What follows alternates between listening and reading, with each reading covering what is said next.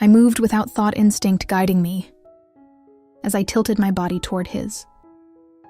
The air grew heavier, thick with something I couldn't name but felt everywhere.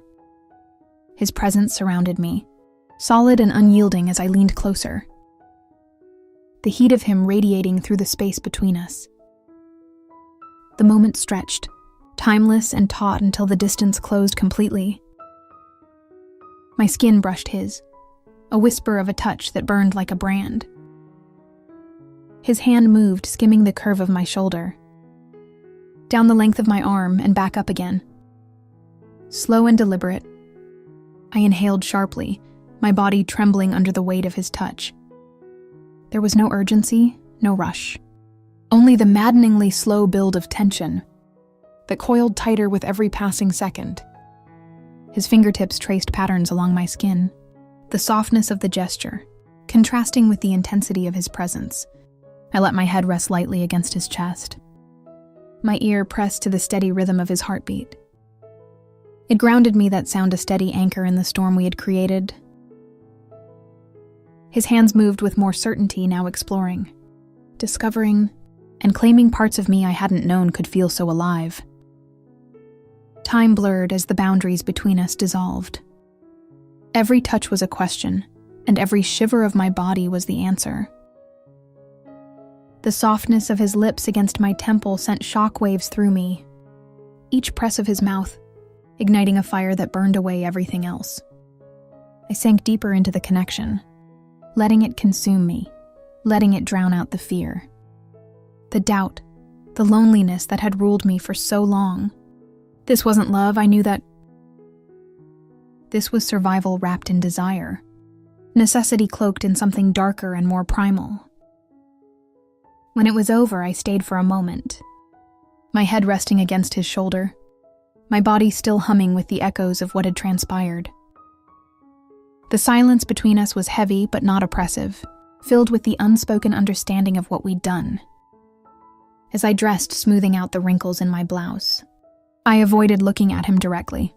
I didn't need to see his face, to know that this wouldn't be the last time. Back in my apartment, the draft still lingered. The cracks in the walls still whispered, but the notice was gone from my door. My life hadn't changed, not really. But the power I'd felt in his presence clung to me like a second skin. For the first time in a long time, I felt something other than helpless. I felt alive. The apartment always felt like a tomb, cold and unyielding. The cracks in the walls whispered secrets I didn't want to hear. The drafty windows carried accusations from the outside world, and the silence wrapped itself around me like a noose. Loneliness was an old companion, but desperation had become a new one, its claws scratching louder every day. When I found the notice under my door, my stomach churned with the familiar dread. Final warning, rent due in 7 days. 7 days to find a miracle. 7 days before my isolation became homelessness. I tried not to think about him at first. About Mr. Carter. But the thought crept in anyway, insidious and sly, reminding me of the way his eyes lingered when we crossed paths. I told myself I was imagining it, that his interest was just a trick of my wishful thinking. But then again, wasn't that the only weapon I had left? The seed planted itself in the fertile soil of my despair. I hated the idea, hated what it said about me. But it grew anyway, a stubborn vine twisting around my resolve. I'd seen him watching me before, his gaze heavier than the air. In the tiny hallways of this crumbling building, he was always composed, but there was a tension in the way he looked at me, a subtle hunger that I'd ignored. I couldn't afford to ignore it anymore. The next day, I peeled back the layers I usually hid under. A fitted blouse clung to my body, its fabric soft and inviting against my skin. My jeans hugged me in ways that felt almost illicit, the stretch of them emphasizing the curves are usually concealed. I let my hair fall loose, brushing against my shoulders, catching the light as I moved. My knock on his door was steady, but my insides quaked. This wasn't me. This wasn't who I was. But necessity has a way of erasing the lines we think we'll never cross.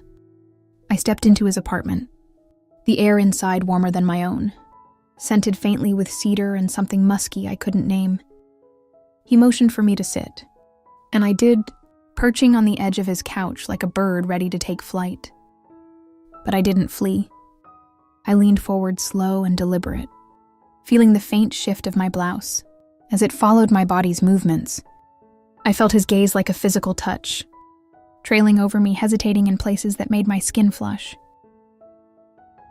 My hand found his knee a tentative resting place. Testing the waters, his stillness was a response in itself.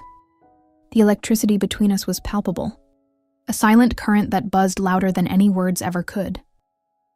I shifted closer, the space between us shrinking, until I could feel the warmth of his body. My breath hitched, my heart pounding in my chest.